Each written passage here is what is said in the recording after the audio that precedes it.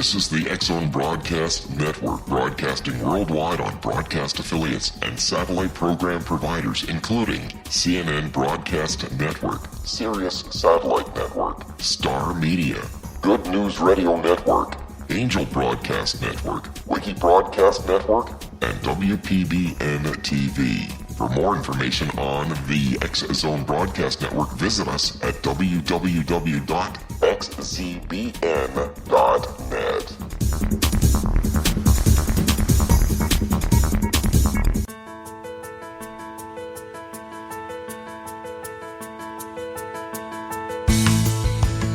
Hi there, curious minds out in our ever-expanding radio land. Welcome to CC with BB.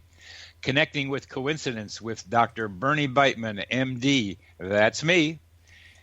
This is the only radio show in the world dedicated to the study of coincidences, synchronicity, and serendipity. We are coming to you through the X-Zone Broadcast Network, located in Hamilton, Ontario, Canada, and broadcasting all over the world. What is the relationship between mind and brain? Does brain produce consciousness? Or does a greater consciousness produce the brain? How do mind and brain interact with each other? I am a psychiatrist. I study this question in my office. I help people with medications and psychotherapy. I work in both brain and mind. You need your mind to recognize a coincidence and your brain to talk about it. Synchronicity, spoken here. Coincidences alert us to the mysterious hiding in plain sight. In other words, coincidences alert us to the possible causal connections not recognized by modern science. The phrase connecting with coincidence is my brand, Connecting with Coincidence. It is the name of my book, my Psychology Today blog, my website, and my social media sites. To find any and all of these, please put Connecting with Coincidence in your search engine. Would you like to know how sensitive to coincidences you are? Take the Weird Coincidence Survey on my website. Synchronicity. Synchronicity. Which definition of synchronicity should we be using? Because the word is used for both an event and its explanation.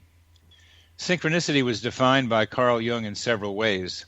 The essential definitions were meaningful coincidence and an explanation for meaningful coincidences.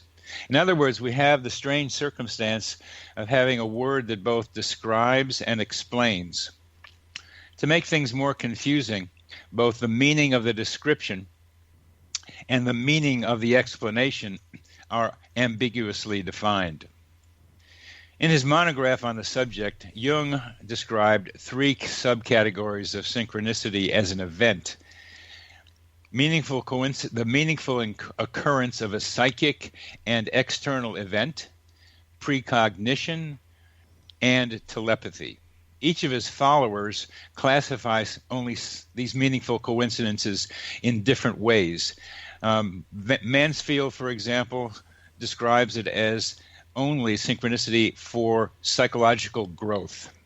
In general use, synchronicity includes serendipity and any other form of meaningful coincidence. If you do an internet search of the word synchronicity, you'll find many non-coincidence uses for the term. It's a great word. It's a great word. In the same monograph, Jung defines synchronicity as an acausal connecting principle. The meaning of acausal has been hotly debated. Does it mean without a cause yet not understood by modern, or, as Jung elaborated on the term, the activation of archetypes which exist in both mental and physical realms? How the archetypes are activated is not clear. Jung also believed that synchronicity could explain the strange events of quantum physics like entanglement and collapsing the wave function. Coincidence refers to an observed conjunction between events and or objects, which is highly unusual and appears to be meaningful, and with a possible hidden cause. It's simply describing something experienced by us without an implied theoretical cause. synchronicity as meaningful coincidence carries with it implicitly a cause, an implied cause. So I propose to separate out these terms. I propose that synchronicity be reserved for possible explanations for some coincidences, and that coincidence replace synchronicity as a descriptive term for meaningful coincidences. Our guest today is Morgan Stebbins. Morgan is well versed in Jungian thought. He is a supervising analyst, faculty member, and former president and director of training at the Jungian Psychoanalytic Association in New York City, where he also maintains a private practice. He has taught religious studies and hermeneutics at the New York Theological Seminary in the Pastoral Care and Counseling program, and he developed a program in Contemplative Jungian Practice at the New York Zen Center. Among the many things that Morgan is interested in is the relationship between Jung and Zen, or Buddhism and Psychology. I find this a wonderful juxtaposition of concepts that are related but have not received as much attention as they probably do, since both Zen Buddhism and Buddhism in general are emerging as very popular concepts in our current culture. So as we interview Morgan in the next segment, we will be getting into some of his ideas about the relationship between Jung and the Buddha and related ideas. Morgan will be talking together in the next segment.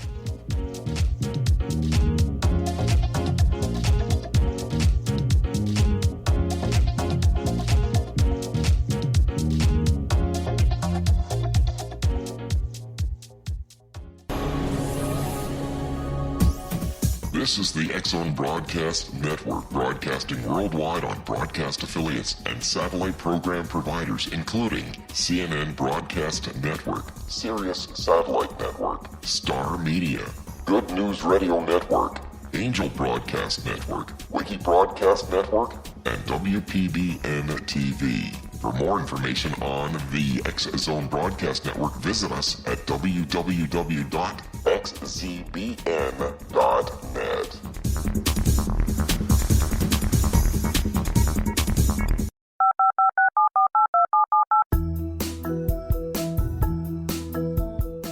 Did you know that when you're on the road with limited data or Wi-Fi, you can still listen to the X-Zone Radio Show with Rob McConnell, The Science of Magic with Gwilda Wiyaka, X-1, Dimension X, Space Patrol, and every minute of the X-Zone Broadcast Network by calling 213-401-0080, courtesy of Audio Now. No smartphone, app, or internet needed. It saves your data plan, and it's free if you have unlimited minutes. Call 213-401-0080 to listen on any phone, anytime, anywhere. Remember 213-401-0080 for the best of the paranormal, parapsychology, and sci-fi radio programming anywhere, 24/7, 365.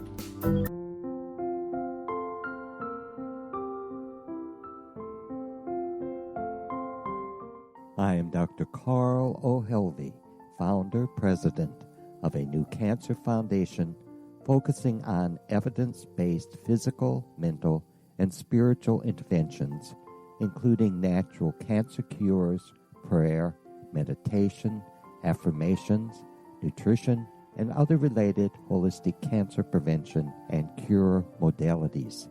These are used in cancer education, research, and financing care.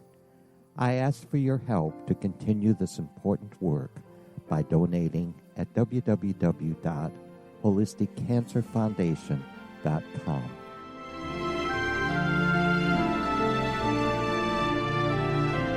Hello, I'm Pete Marsh. With my daughter Justina, we will be presenting the new radio show, Too Good to Be True. If something seems too good to be true, it usually is. But with the help of Justina's amazing gifts, we're going to gain insight into questions that don't yet have complete answers.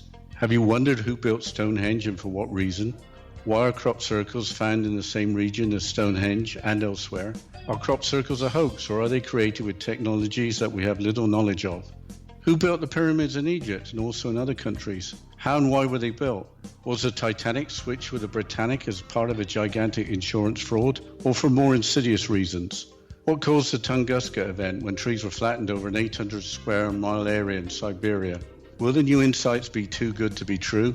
Well, that will depend on what you are prepared to believe. Please join us as we start on this journey together. For more information on Too Good to Be True, visit www.xzbn.net. Little children aren't the only ones afraid of the dark. Millions of soldiers return from war zones with PTSD, anger, frustration, fear, and loneliness, much of which surfaces during the darkness of the night. You have the chance to change the lives of these American heroes. Songs and Stories for Soldiers.us provides free MP3 players for these men and women.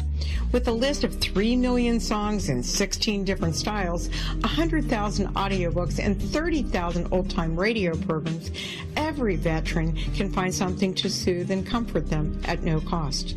All our players contain an 8-hour audio program designed to help veterans fall asleep. With 1,500 plus vets now participating, it's our goal to deliver 10,000 audio players this year. Go to our website at songsandstoriesforsoldiers.us. Help us help a veteran make it through the night.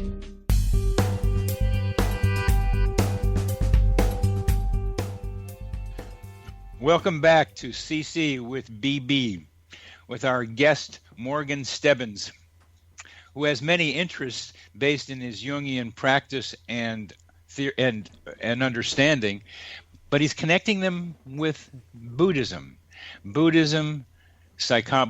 psychology, archetypes. Morgan, welcome to the program. I'm very curious about how you got involved in putting together the Buddha and Jung.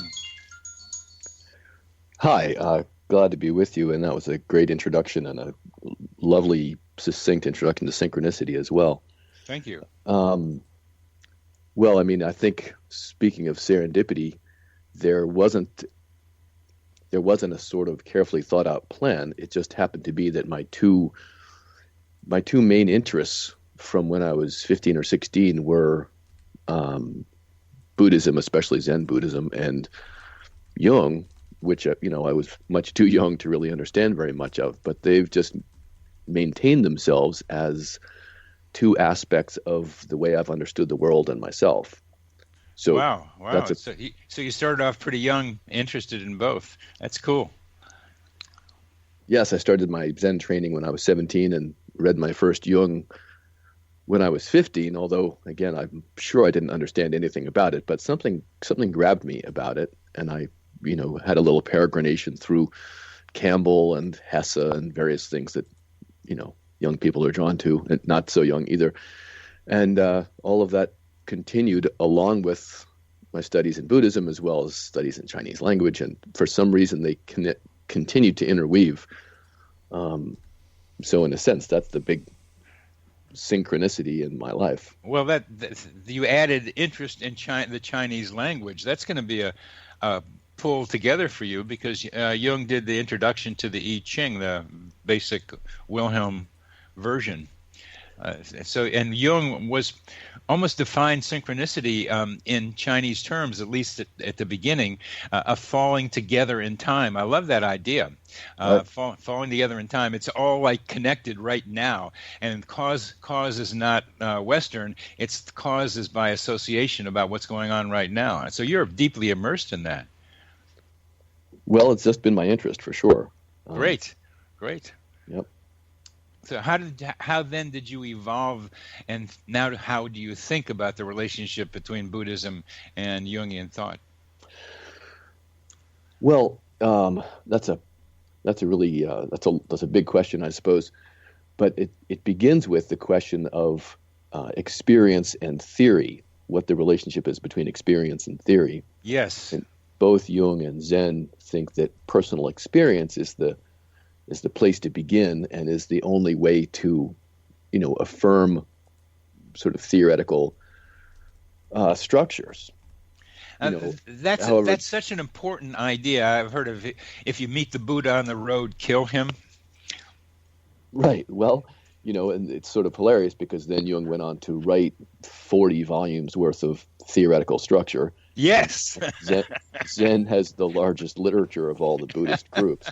So, we all speak out of both sides of our mouth. That's part of it. That's so funny. So how do you resolve that, what we call paradox or contradiction?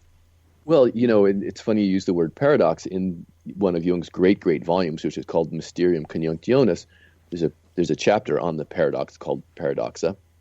And he has a somewhat arcane-sounding quote, which is that the arcane substance, the paradoxes cluster around the arcane substance. And what that means is that the essence of our existence in the world is for Jung unknowable in itself. That's what makes him a kind of a neo-Kantian. Yes. But it emanates, of course, into our experience. And our experience, we could say, has a number of different forms, one of which is a kind of thoughtful, reflective form, which leads to theory, and another of which is a sort of emotional, active form, which leads to what we think of as personal experience. So those two constantly interweave to produce our seamless experience of the world, and it's only if we back up and kind of dissect it that we see how each one is working. Could you tell us about the major coincidence in your life and how what you just said might apply to our understanding of it? Well, I suppose there's been a lot of them. Do you mean the one with the ring and your wife? Oh, the one with the ring, right? Okay. So, I'm sort of least interested in the sort of big S synchronicities, but but this was certainly one of them, and it's happened to me, and I'm sure that it happens to most people that are interested in this topic. And I think the question of what you do with that later is the more interesting thing. But in a nutshell, the story is that I met a woman, and after a number of months, we'd fallen in love, and we wanted to marry. But unlike many people these days, we didn't talk about it. I thought I just cooked up a plot on my own to propose. And then I thought I would design a ring, and did that all in secret as well, just consulted with a person in the Diamond District. And then locked it in my desk and invited her up. And then the next morning, she woke up and said she'd had this amazing dream, and I asked what it was, and she said, well, I dreamt that you gave me a ring. And in her telling of the story, I then went white, which I'm sure is true. And I asked the question which seemed the most sort of reasonable and important at the time, which was, did you like the fact that I gave you a ring? Because if she had said no, my plans for the later in the day were going to be scuttled. So she said, oh, yes, well, of course. And I said, oh, that's amazing. I said, that's great. And she said, but the funny thing is, the ring had a very particular appearance. I said, okay, well, what was that? And I spent a long time designing this ring, and it had sapphires on it and diamonds. And she said, well, it was sapphires and diamonds in this particular shape. So then I, nearly lost my Jungian drawers. And, it took me the rest of the day to recover from it. And then when I did, in the end, I kept it under my hat, but then I did propose later that day. When I pulled the ring out, then it was her turn to be completely stunned by it. And the ring that she dreamt of was the ring that I had designed. Well, take us through your Buddhist Jungian thinking about this experience, both the personal meaning, which is fairly obvious, but given your depth of thought, I assume that you've gone more deeply into what it meant to you personally and to your then now wife, as well as what it has done for your theorizing about how it happened. Well, synchronicities, according to Jung, tend to come up more when two things are present. One is a lack of knowledge about a particular item or person or event, and the other is a tremendous emotional investment. I'm going to stop you there for a minute. I haven't heard that lack of knowledge one.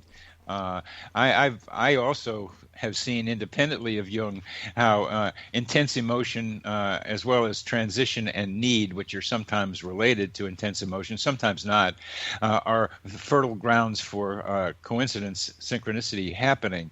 But I didn't know about this not knowing thing. Could you? I haven't heard that. So would you talk about that a little bit, please? Sure. I mean, that's related to Jung's ideas about projection. Most of the time we think about projection as something which is an experience which is falsely attributed to some object. Like, I don't like your tone of voice and I react to you as though you're my father, or something like that. But for Jung, projection was much, much deeper than that. In fact, the world is created in a very Buddhist-sounding, co-arising form through our multiple collective projections, that is humanity's. That's how the world is formed in any way that we can interact with. So what we begin to call psychologically projections happen when we're less adapted to that world and something starts to make a perturbation. And that becomes a symptom, which we then realize is a form of projection which doesn't fit the object very well, or in a way that works for us anymore. That allows us to see it as a part of ourselves and to integrate it psychologically. That's what von Franz calls retracting the projection. And then it becomes an item of knowledge. Now, let me slow that down a little bit, but because actually the terms you use are somewhat condensed, and you're familiar with them. So I am not, and our listeners wouldn't be either. So please correct me if I misunderstand. That we end up in a circumstance where the world is uncertain for us. We're not sure of what's really out there, and then we project something into that uncertainty, and then look at it, and then be able to see what we're projecting out is really a part of ourselves. Yes, exactly, except that for Jung, the world in its most stable and solid-looking state is actually formally called a version of projection. So, meaning that, in a kind of Bishop Berkeley-esque way, we have no way of telling if outer objects are actually there or if we're just reading them in the field of consciousness that's within our mind or brain. Well, let's pause with that Kantian kind of look at that, because I think many people are not familiar with Kant and that the idea you're describing, that we cannot really know reality, we can only know our psychological experience of it. Right. I mean, and neurologists, are familiar with this these days as well, because we're reading our own neurological feedback about the world, which means that every species sees the world quite differently because they're oriented to different parts of the world that help with their adaptation. So it's in no way saying that there's not a world, but that the form of the world that we see is very much embedded in who we are personally, but more importantly, who we are as a species, in a sense, structurally. That would be a reference to the archetypal layer of our existence. We don't have any access to that. And yet, Jung sometimes was non-Kantian in the sense that you could make guesses about the hidden world from our experiences of this projection. Well, absolutely. No, and that's the referential part of, let's say, science. In science, you use instruments to detect things you can't directly experience. And so Jung certainly thought about the unconscious that way. The unconscious is both that which we are not conscious of, in other words, that which we're not aware of, and we can make fairly accurate models of it, given the evidence that appears in our consciousness about what's happening that we're not conscious of. Now, this is the kind of thinking that has to go fairly slowly for most of us out here, trying to be able to recognize at the same time our own views of the world, and then be able to see how those views may tell us something indirectly, perhaps, about what's beyond what I might refer to as the veil of Maya. Well, absolutely. And, in terms of psychological suffering, which is my main concern, I will think about the sort of big picture stuff a little bit. Jung has many quite beautiful definitions of neurosis, which is the same thing as psychological suffering. And one of them is to be at odds with one's self, meaning the conscious is at odds with the unconscious. A lot of times that means that we have an understanding of the world which is not adaptive. And we have an understanding of our time that our segment has come to an end, and we'll continue this in our next segment, Morgan. Very good.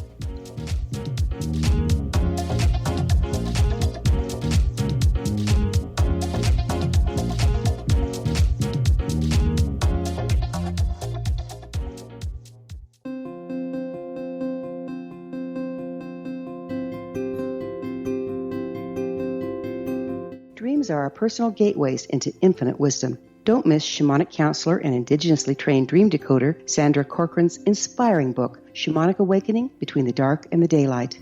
This remarkable work chronicles Sandra's 35 years of experience with diverse wisdom keepers and her initiations throughout the Americas and across the British Isles, Turkey, Greece, and Egypt. Sandy's knowledge of symbology, psychology, and myth influence her dream blog and workshops. Sandy offers private tarot readings, international journeys, a meditative CD, as well as her book, Shamanic Awakening, to encourage you as you navigate this earth walk, creating a deeper connection to yourself and all that is. Find this and more at Sandy's website, starwalkervisions.com.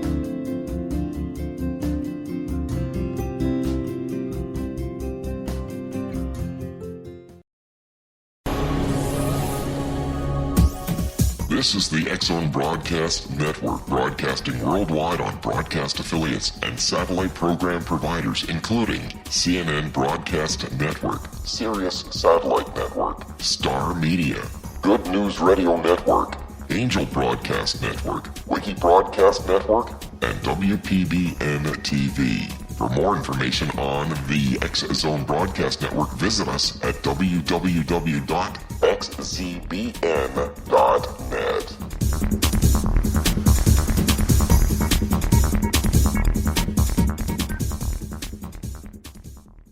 How would you like to be able to read other people's minds? Well, the next best thing is here. When you know how to read a person's name, you know how the person thinks, feels, and behaves. Each letter in our name holds a key to unlock our true essence. Our name contains both our gifts and challenges in this lifetime. Mnemology science discovers personality secrets hidden in the placement of the letters of our names, including the first and last impression people remember about us. Sharon shows us how to interpret the arrangement of letters as outlined in her book, Know the Name, Know the Person. Sharon Lynn Wyeth created mnemology science after 18 years of research and testing her theories, and has supported thousands of people around the world in understanding themselves and others better. You'll enjoy Sharon's unique teachings as she shares her system to learn the gifts behind your given birth name. Even if you don't like your birth name, there are jewels in this book. If you're thinking of changing your name, ready to name your child, or wanting to get along better with others, this is the book for you. If you'd like to improve your relationships and change your life for the better, get the book today, Know the Name, Know the Person, or visit www.knowthename.com. That's www.knowthename.com.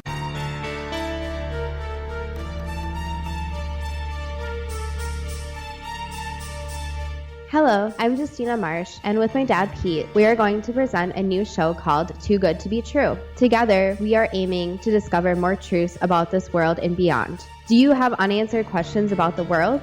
Do you ever wonder about aliens, conspiracy theories, or the universe? There are many shows discussing subjects such as pyramids or UFOs, but we want to relay this information based on our own research, including from spiritual means. Hopefully, listeners will be helped with their own beliefs and will appreciate the psychic insights that add to the previous research and information. We both look forward to sharing this insight and beginning this journey with our listeners. Visit xzbn.net for more information about when to listen.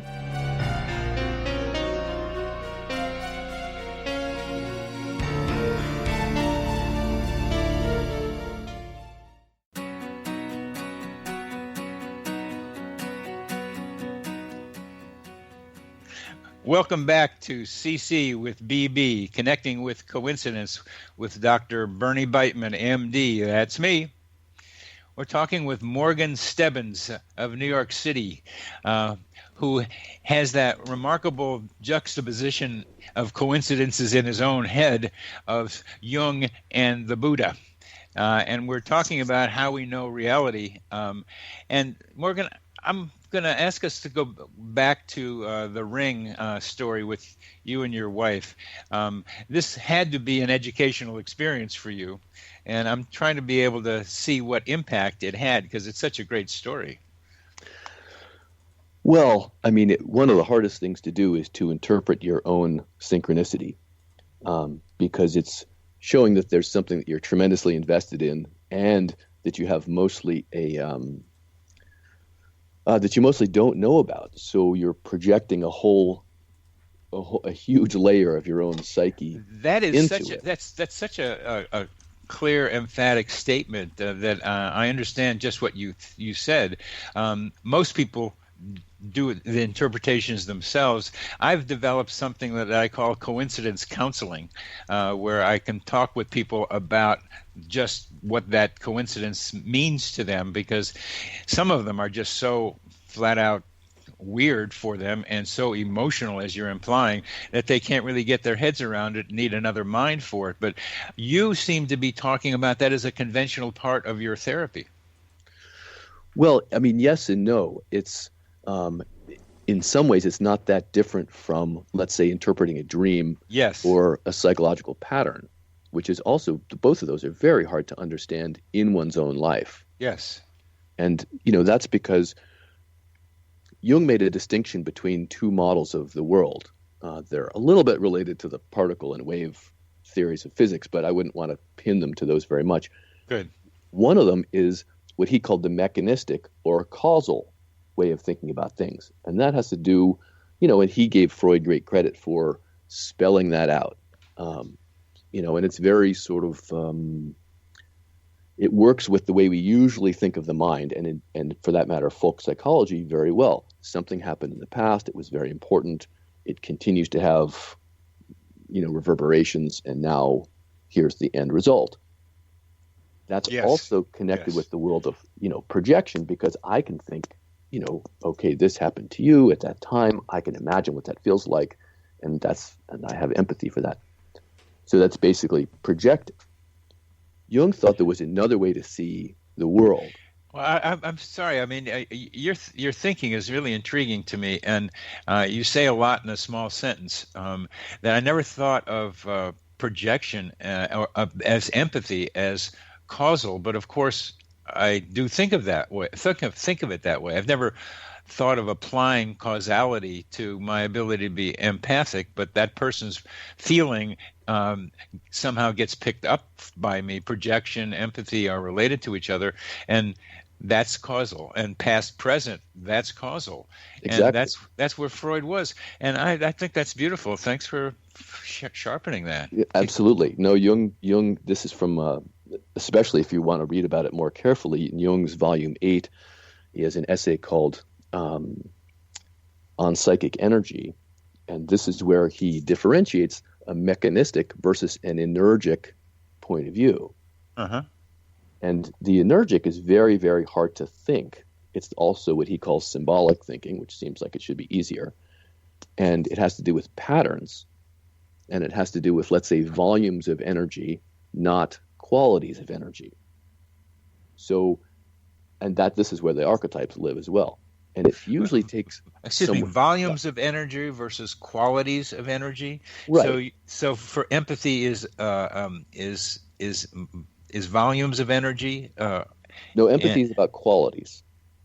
In other words, I can imagine how you would feel about that event if I can imaginally put myself back in time and think about it happening. But that's a projection. I'm doing that myself and applying that to you. Yeah. But the volume of event thing is very different. That all happens in the present moment. So for Jung, this energic model is something that we can see arising in the present moment. In other words, it's a pattern that's happening now. Yeah. Rather than being attributed to something in the past. Uh-huh. And in itself, it's going to have some kind of unfolding, meaning it's leading toward, if anything, the future. And I think this is where we get some of the prophetic, or mantic aspects of something like the I Ching. But my understanding is that it's not really more complex than understanding that if you drop a ball at the top of a hill, you can predict that it will roll down the hill. So if you know the pattern that's attempting to unfold, you can make some pretty good guesses about how it's going to unfold. Can we go back to your ring story and Sure. apply some of these thoughts to that, please? Sure. I'm not sure that I have,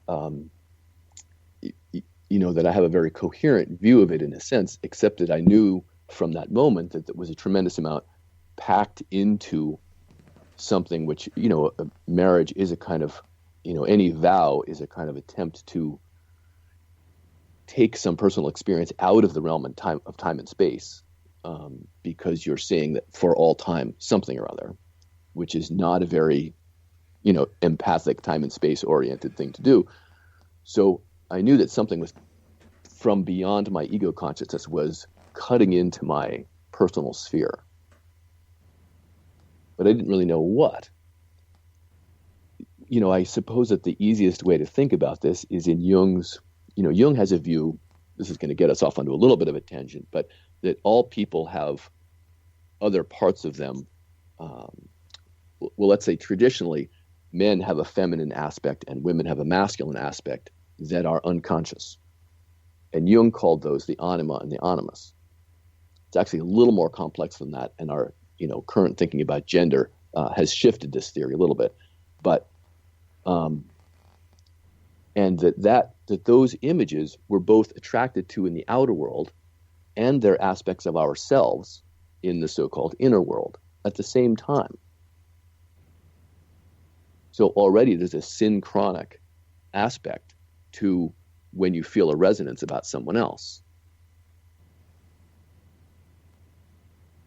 And one of the hardest things, Jung wrote about this in his essay, Marriage as a Psychological Relationship, one of the hardest things is to both see the person you're with, because you're very emotionally invested, to see them both as the other person that they actually are, that part's not so hard, but also to see them as a reflection of an ideal image that's trying to be noticed in your own psyche. An ideal image of the other or yourself? Right. Well, the other in one's own psyche is the unknown part of yourself. And how did the ring story connect with what you're saying? Well, because I realized that I was connecting to both an actual person. Yeah. That part of it seems pretty obvious and gets borne out through daily life, but also to something in myself which carried in the highest value. In Jung's view, that connection with the anima or animus leads to the connection with the self, and that's Jung's word both for a personal wholeness and for a kind of cosmic wholeness. So it goes immediately beyond the personal. How do you think this coincidence, this synchronicity took place? How do you explain it? I don't really have a good explanation. I mean, I think that the more and this is why the big S synchronicities are tougher, because I think you understand the meaning of them over time. And that's the tricky thing about a meaningful contingency standing in for causality. Those things have to unfold over time. And really the analytic job is to determine what the meaning is and then how it gets lived. And that's that's not that easy. So, what I train in at the JPA in our analytic training program is how to read the small s synchronicities. In other words, if you know a dream or you know something about a person's pattern, you know other places in their life that's going to show up, or that's the conjecture. And it's always been true that in my experience and training, that if you can become sensitive to that, you can get to know the unknown parts of someone much, much faster, and also see where they're trying to unfold. I call that inductive reasoning, taking a single pattern and making a guess about a single event and making a guess about the pattern from which it emerged. Sure, but I would say that's an aspect of synchronicity, because all of it is available in the pattern in this moment. In other words, it's like Jung's rhizome model of both individual consciousnesses and total consciousness, that there's something underneath that connects all of them. So as soon as you become aware of that layer of the grid, it can all pop up at once, regardless of time and space. I don't want to get too cosmic about it, but I think it's something that we experience more often than not, just as you're talking about. We just don't think of it in this way. Well, I've developed this word simulpathity, referring to being able to experience the pain of a loved one at a distance. It's a replacement for the old definition of telepathy, which meant the same thing, but telepathy became much more cognitive and not so emotional. When I read your ring story, this looked like a positive version of simulpathity or telepathy, where you were so intent in creating and energizing an image of Ring and asking her to marry you, and that she was tuned into you enough to be able to register what was going on in your mind in her dream. And that seemed to me a simple enough way of thinking about it as a telepathic, simulpathic kind of experience. Sure. I think it's very hard to test that kind of thing, and that sounds like it's moving back toward a kind of causal explanation, causal in a kind of magical way. It's the question that I keep running across in these interviews, is the relationship between synchronicity and psi, between synchronicity, telepathy, clairvoyance, and precognition. That I think of them as separate, because I think we're going to be able to figure out some kind of causal-like explanation for telepathic experiences, where there are some synchronicities that are just impossible to explain in anything but something other than our current understanding of something other than the way we understand the world, including psi events. So, but you probably put telepathy and others together with synchronicity, as Jung did. Is that correct? No, certainly not, because I think that if telepathy is a mechanism, then it's not connected by meaning. It's connected by some other version of intention, or, there's another causal aspect to it. If synchronicity is about meaning, then only the unfolding of the meaning shows you what the synchronicity was about. And we actually have to change the way we think about the world quite a bit to get away from anything that looks like the causality that we usually rely on. Okay, that's good. We're coming to the end of this segment, and in the next segment, let's clarify big S from small s synchronicities. Sure.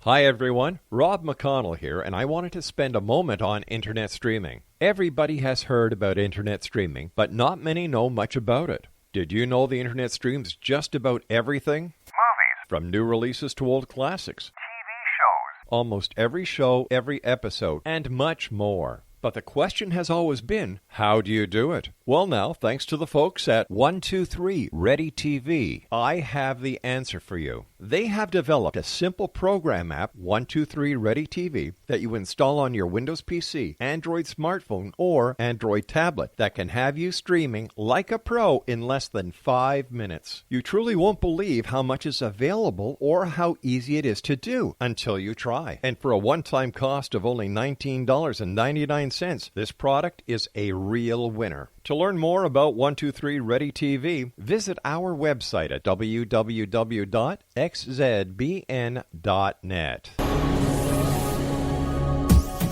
This is the X-Zone Broadcast Network, broadcasting worldwide on broadcast affiliates and satellite program providers, including CNN Broadcast Network, Sirius Satellite Network, Star Media, Good News Radio Network, Angel Broadcast Network, Wiki Broadcast Network, and WPBN TV. For more information on the X-Zone Broadcast Network, visit us at www.xzbn.net.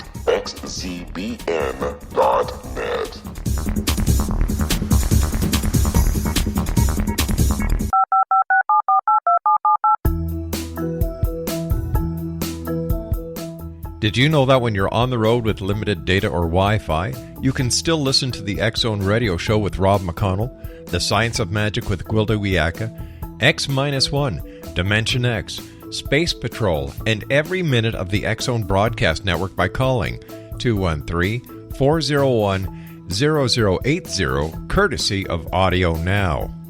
No smartphone, app, or internet needed. It saves your data plan, and it's free if you have unlimited minutes. Call 213-401-0080 to listen on any phone, anytime, anywhere. Remember 213-401-0080 for the best of the paranormal, parapsychology, and sci-fi radio programming anywhere, 24/7, 365.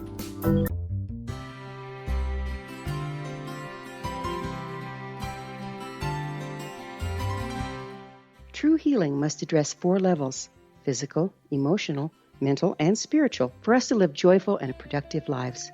We tend to treat 3 of the 4, leaving the spiritual languishing. If you're tired of the same dysfunctional patterns cropping up in your life, Soul Balancing is for you. Trixie Phelps, owner and founder of Soul Balancing, is a naturally gifted energy healer trained in numerous esoteric forms, including shamanism. Trixie has created a powerful modality that safely and effectively clears your energetic field. A Soul Balancing session can remove interference, heal trauma, and restore your hope. Contact Trixie for a life-changing long-distance session today, www.soulbalancing.world.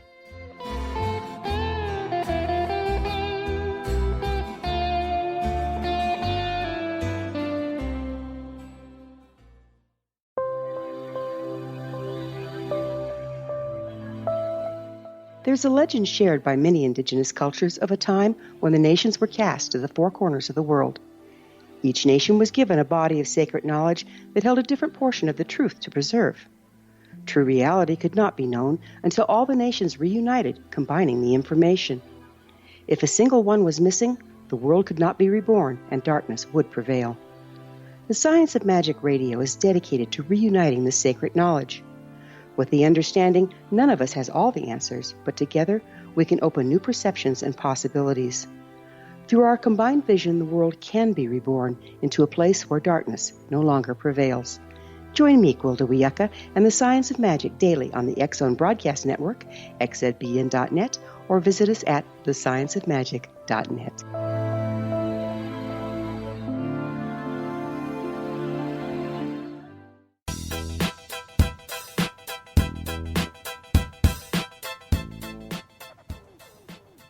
Welcome back to CC with BB, Connecting with Coincidence.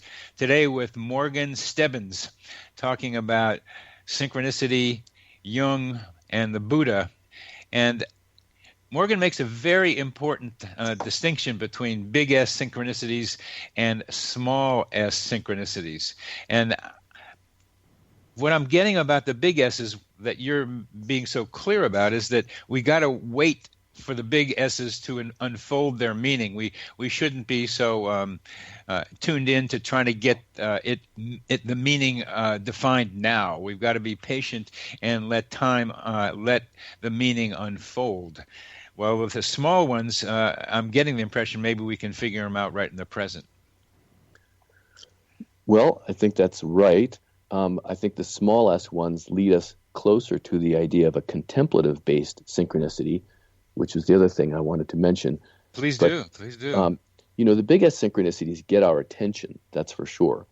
But Jung thought, like the arrival of a mandala, that a synchronicity comes in when we have, or a big S synchronicity, a huge, powerful blow, in a sense, to our usual way of thinking about things, when we've leaned very far over into the causal way of thinking. In other words, it's a huge corrective. And wow, I mean, I'm going to slow you down on that one, because that has a lot of profound implications, that we get so caught up in causality that we need to have a big S drop in, the way Jung's patient with the scarab had the scarab drop in through the window to break the retort of our rationality, of our causality. So that's one of the signs, you're saying, of a big coincidence, is that it means we've been caught up too much in rationality or causality. I think so. And that's why they're hard to see, and that's also why sometimes they don't go very far. It may change someone's life, or it may seem like, I had this spooky thing happen.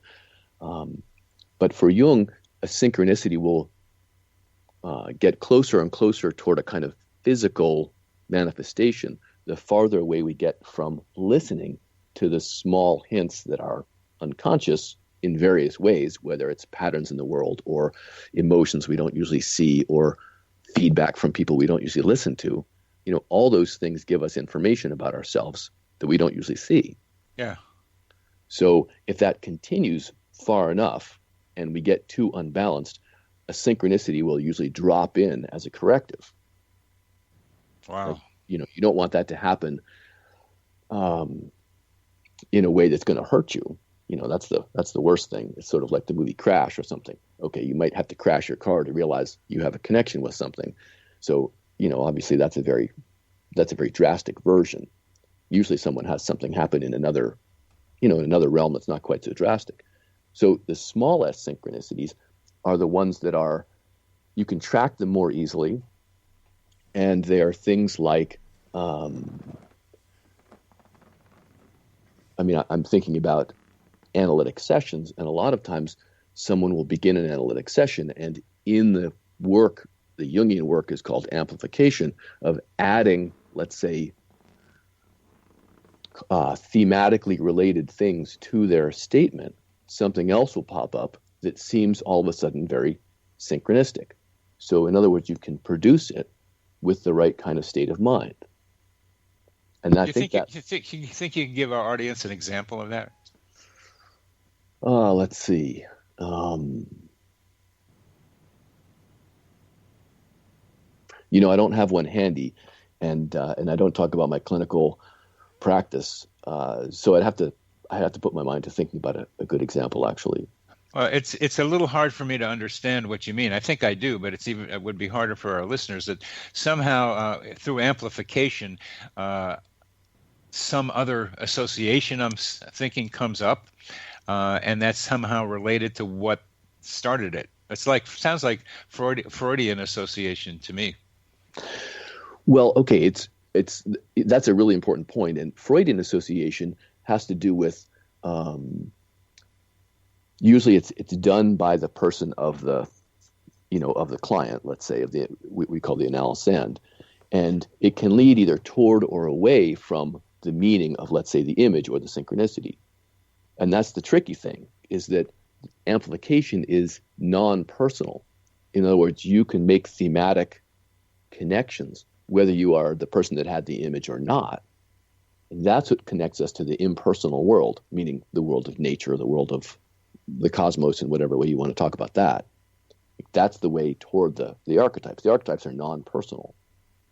You mean then the analyst, you make associations to what the patient is saying, or the analyst is saying? Right. Although we would call them amplifications because they're not associations from my history, let's say. So like an example would be, let's think about this for a second.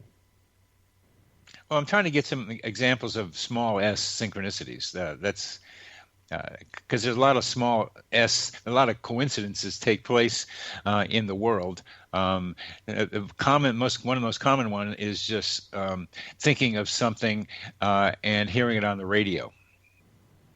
Right. Okay, that's a great example. And I think if you are aware that the source of your thinking is not your personal self, then that allows you to hear the sort of relationships to it from a lot of different places. Like, let's say, suddenly on the radio, like, oh, that was just passing through my mind yesterday. And then that's one of the ways that Jung says we can see that we're on track with our own process. Oh, so small s's are like confirmation of our individuation? Exactly. And it makes the world very rich. And that's what allows us, that's the connection to the contemplative part, is that if we're really open to the non-causal aspects of things, we can see them arising in many forms. By contemplative, you mean contemplate non-causality or acausality? Well, yes. I mean anything as simple as, meditating, which is very non-causal in the sense that nothing is really supposed to happen.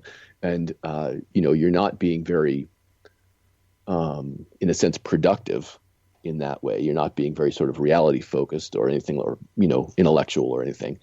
And it, there's many benefits to it. One of the benefits is that it opens us up to the mysterious source of our own thoughts and eventually being. Because if you sit with yourself long enough, you realize that you don't know where the next thing you're going to say is coming from. We are not the conscious part of us is not the core of ourselves, according to Jung's theory and also my experience.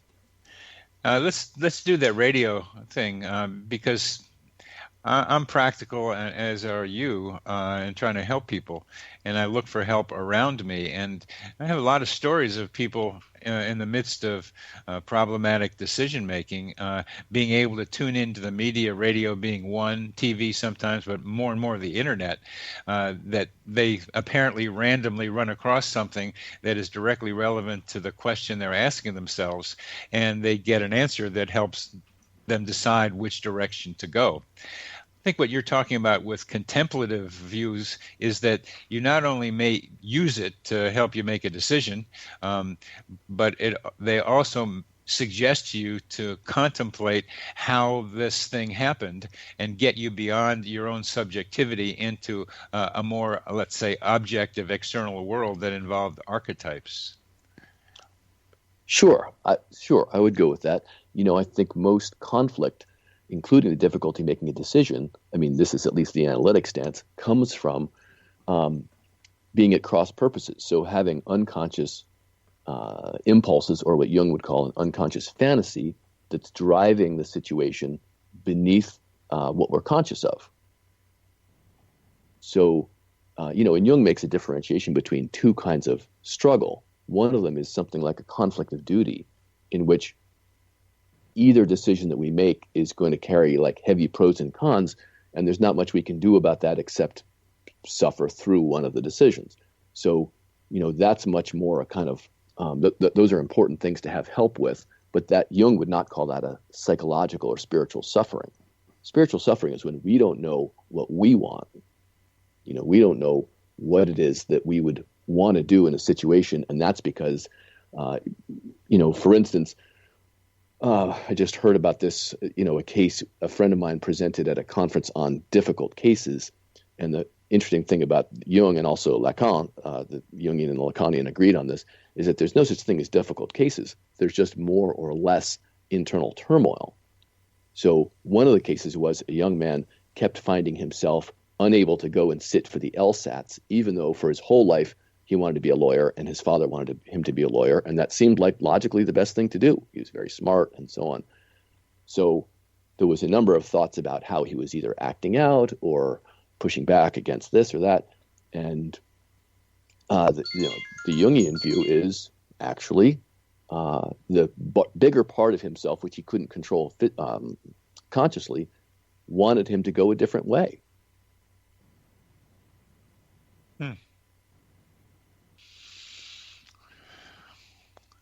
Good. We're coming to the end of our program, and as we end, I just want to compliment you on the depth of your knowledge of Jungian thought, how you're able to describe key ideas that Jung tried to bring to the world, and you're continuing to be able to keep his ideas alive and developing. I think it's a great contribution to all of us. I really appreciate that, and I am developing a training called Contemplative Psychology, that will help to continue to be clear about that, but also to mix the contemplative arts and the question of looking at things psychologically. And I think they're each important to each other. Wonderful, wonderful. Keep up your excellent work. Very, very glad to talk with you, Morgan. Best wishes, and thanks for being on the program.